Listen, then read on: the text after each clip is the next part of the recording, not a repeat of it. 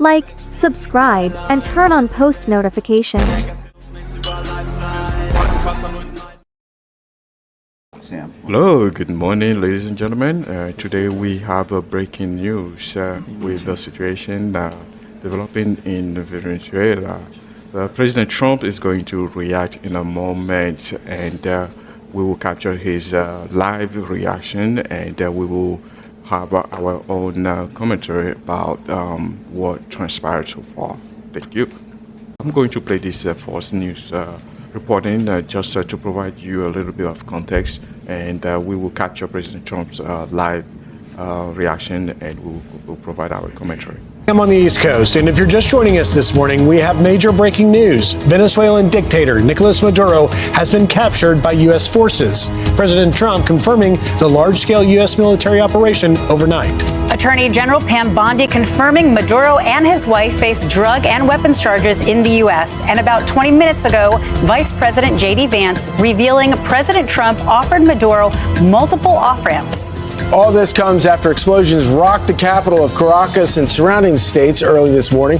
President Trump is expected to hold a news conference from Mar-a-Lago at 11 a.m. this morning. But first, he joins us now by phone. And let's get right to the President of the United States, Donald Trump. President Trump, thank you so much for joining us this morning. Well, thank you very much. Good morning. So you've had quite a busy evening. Tell us about it. It was slightly busy, I would say. It was very dark all over, especially in Venezuela. The team did an incredible job. They rehearsed and practiced like nobody's ever seen. And I was told by real military people that there's no other country on earth that could do such a maneuver. If you would have seen what happened, I mean, I watched it literally like I was watching a television show. And if you would have seen the speed, the violence, you know, they say that, the speed, the violence, they use that term. It was an amazing thing, an amazing job that these people did. There's nobody else could have done anything like it. You're at Mar-a-Lago right now. How were you able to watch this? Well, we watched it from a room. We had a room, and we watched it, and we watched every aspect of it. We were surrounded by lots of people, including generals. All right, so the President Trump is just showing on my screen right now. So let's pause and join President Trump's live reaction to the capture of Venezuela's Nicolás Maduro. Okay, thank you very much. This is big stuff. We appreciate you being here. Late last night and early today, at my direction, the United States Armed Forces conducted an extraordinary military operation in the capital of Venezuela. Overwhelming American military power, air, land, and sea, was used to launch a spectacular assault. And it was an assault like people have not seen since World War II. It was a force against a heavily fortified military fortress in the heart of Caracas to bring outlaw dictator Nicolás Maduro to justice. This was one of the most stunning, effective, and powerful displays of American military might and competence in American history. And if you think about it, we've done some other good ones, like the attack on Soleimani, the attack on al-Baghdadi, and the obliteration and decimation of the Iran nuclear sites just recently in an operation known as Midnight Hammer. All perfectly executed and done. No nation in the world could achieve what America achieved yesterday, or frankly in just a short period of time. All Venezuelan military capacities were rendered powerless as the men and women of our military, working with U.S. law enforcement, successfully captured Maduro in the dead of night. It was dark. The lights of Caracas were largely turned off due to a certain expertise that we have. It was dark and it was deadly. But captured along with his wife, Celia Flores, both of whom now face American justice. Maduro and Flores have been indicted in the Southern District of New York. It's Jay Clayton, for their campaign of deadly narco-terrorism against the United States and its citizens. I want to thank the men and women of our military who achieved such an extraordinary success overnight with breathtaking speed, power, precision, and competence. You rarely see anything like it. You've seen some raids in this country that didn't go so well. They were an embarrassment. If you look back to Afghanistan, or if you look back to the Jimmy Carter days, they were different days. We're a respected country again, like never before. These highly trained warriors operating in collaboration with U.S. law enforcement caught them in a very ready position. They were waiting for us. They knew we had many ships out in the sea. We were just sort of waiting. They knew we were coming. So they were in a ready, what's called a ready position. But they were completely overwhelmed and very quickly incapacitated. If you would have seen what I saw last night, you would have been very impressed. I'm not sure that you'll ever get to see it, but it was an incredible thing to see. Not a single American service member was killed, and not a single piece of American equipment was lost. We had many helicopters, many planes, many people involved in that fight. But think of that, not one piece of military equipment was lost, not one service member was, more importantly, killed. The United States military is the strongest and most fearsome military on the planet by far, with capabilities and skills our enemies can scarcely begin to imagine. We have the best equipment anywhere in the world. There's no equipment like what we have, and you see that even if you just look at the boats. You know, we've knocked out 97% of the drugs coming in by sea. 90%. Each boat kills on average 25,000 people. We knocked out 97%. And those drugs mostly come from a place called Venezuela. We're going to run the country until such time as we can do a safe, proper, and judicious transition. So we don't want to be involved with having somebody else get in, and we have the same situation that we had for the last long period of years. So we are going to run the country until such time as we can do a safe, proper, and judicious transition. And it has to be judicious because that's what we're all about. We want peace, liberty, and justice for the great people of Venezuela, and that includes many from Venezuela that are now living in the United States and want to go back to their country. It's their homeland. We can't take a chance that somebody else takes over Venezuela that doesn't have the good of the Venezuelan people in mind. We've had decades of that. We're not going to let that happen. We're there now, and what people don't understand, but they understand as I say this, we're there now, but we're going to stay until such time as the proper transition can take place. So we're going to stay until such time as, we're going to run it essentially until such time as a proper transition can take place. As everyone knows, the oil business in Venezuela has been a bust, a total bust, for a long period of time. They were pumping almost nothing by comparison to what they could have been pumping and what could have taken place. We're going to have our very large United States oil companies, the biggest anywhere in the world, go in, spend billions of dollars, fix the badly broken infrastructure, the oil infrastructure. and start making money for the country.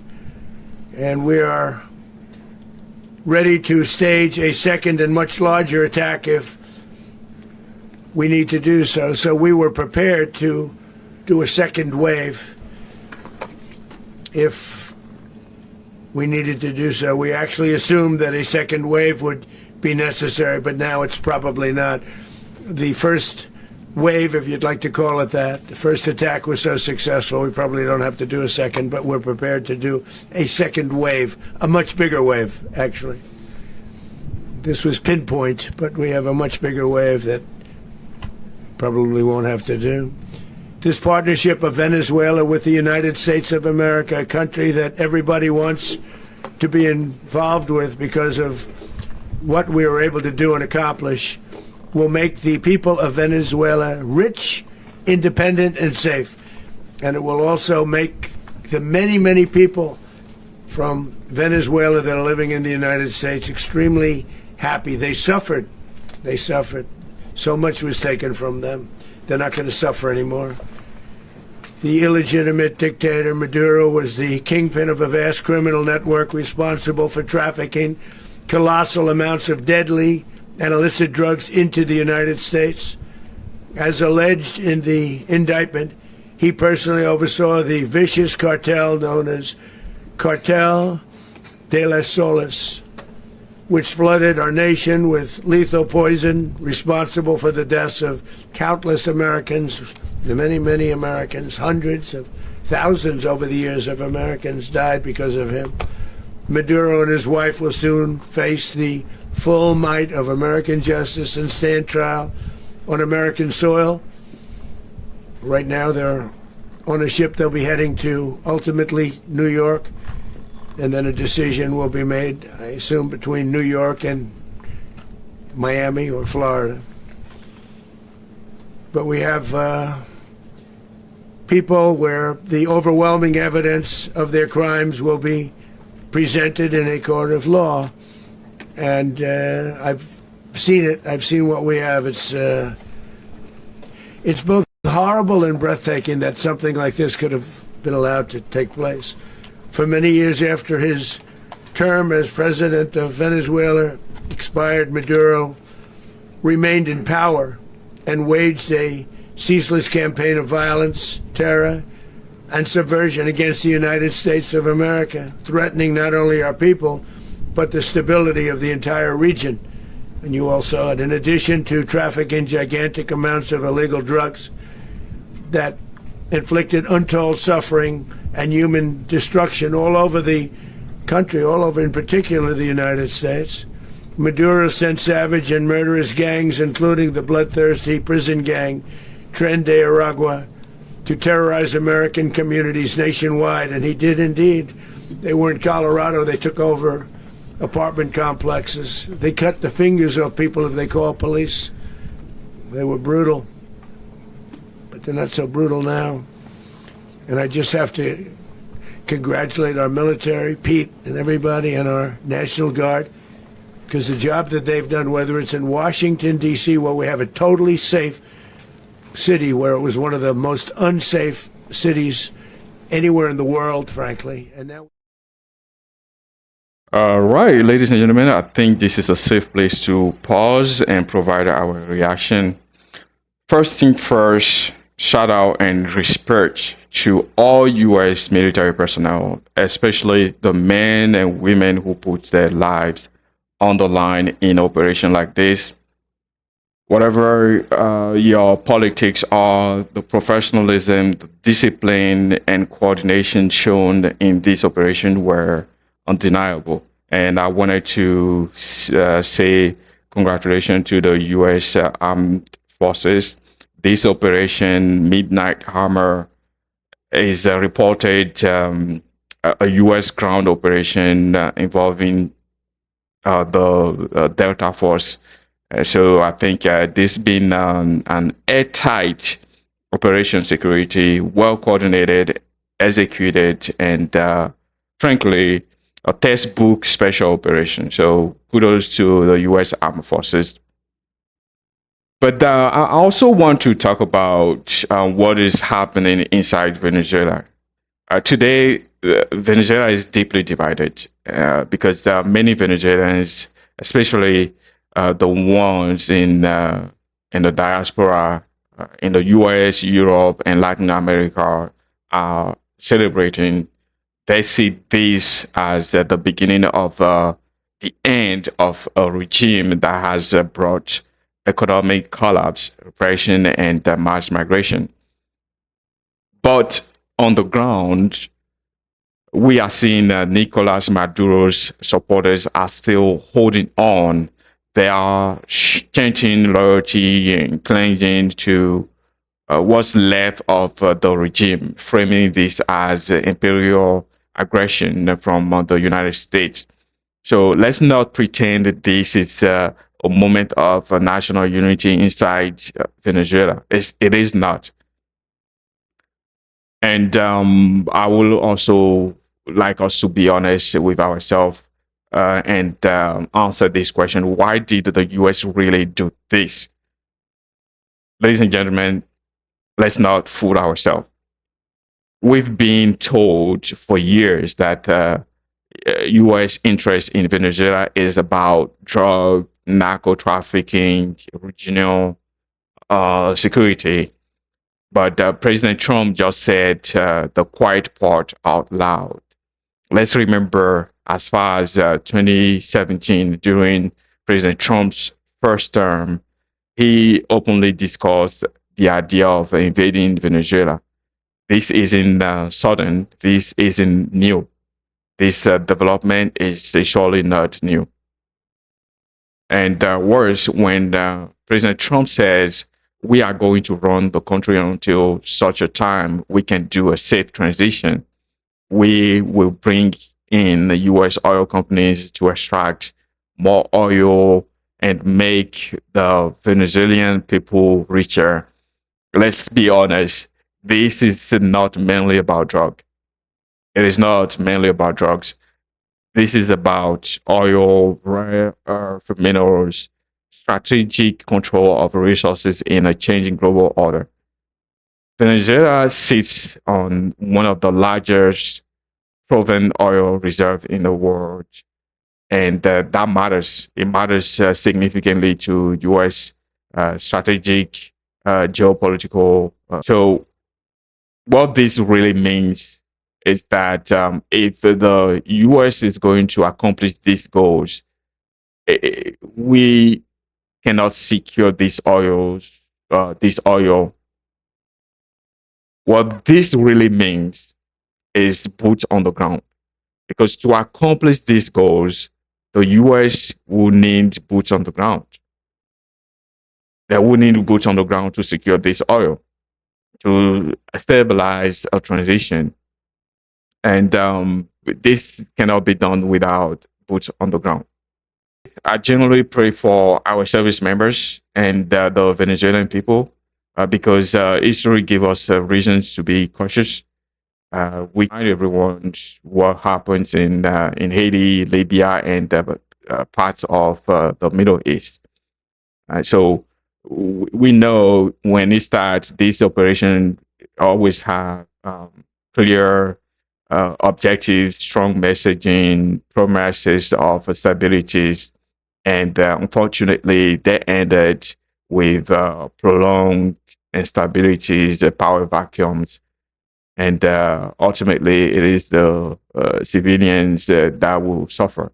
So I hope and I pray that this is not going to be the case with Venezuela, and our service members are not going to also suffer from this operation. And I would like to end my reaction with the global signal, right? So, what message does this operation send? And if you think about the situation in Russia, so Russia is watching closely, and what signal is this giving Russia, and especially China? China is eyeing Taiwan, and there are other nations wondering how far the U.S. is willing to go to protect strategic interests. So the question that I have for you all is do you really believe that the this operation was truly about drugs, or is it about oil and the minerals? And also, do you think the U.S. should run another country during a transition period? So, ladies and gentlemen, thank you so much for your attention, and please provide your thoughts and comment and in a respectful manner in the comment section. Thank you all, and I'll see you next time.